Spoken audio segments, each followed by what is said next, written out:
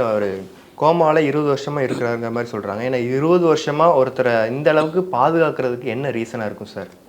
இல்லை பாதுகான்னா அரச குடும்பம் ஓகே. அது ரூலிங்காக நான் ரூலிங்காக பரவாயில்ல. ஆனால் அரச குடும்பம், அந்த அரச குடும்பத்தில் வந்து வசதி வாய்ப்பு நிறையா இருக்குது.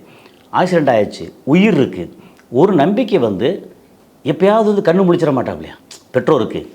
இதில் என்ன நடந்ததுன்னா, அவங்க அம்மாட்ட வந்து கேட்கும்போது என் மகன் கண்ணு முழிப்பான் அப்படின்னு நம்பிக்கையோடு இருக்காங்க.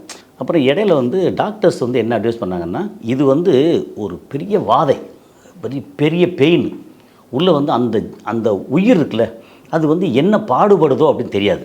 வயசாகி ஏதாவதுல கோமா போகிறது வேறு விஷயம்.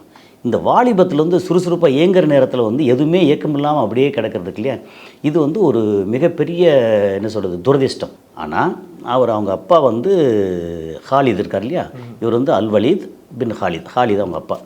அவர் வந்து என்ன சொன்னார்னா, இதை மெர்சி கில்லிங் பண்ணிடுவோம் டாக்டர் வந்து அட்வைஸ் பண்ணாங்க. மெர்சி கில்லிங் கேள்விப்பட்டிருக்கீங்கல்ல, கருணை கொலை.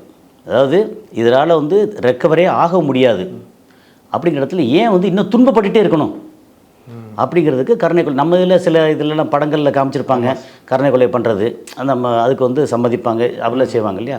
கருணை கொலை பண்ணிடலான்னு ரெக்கமெண்ட் பண்ணியிருக்காங்க.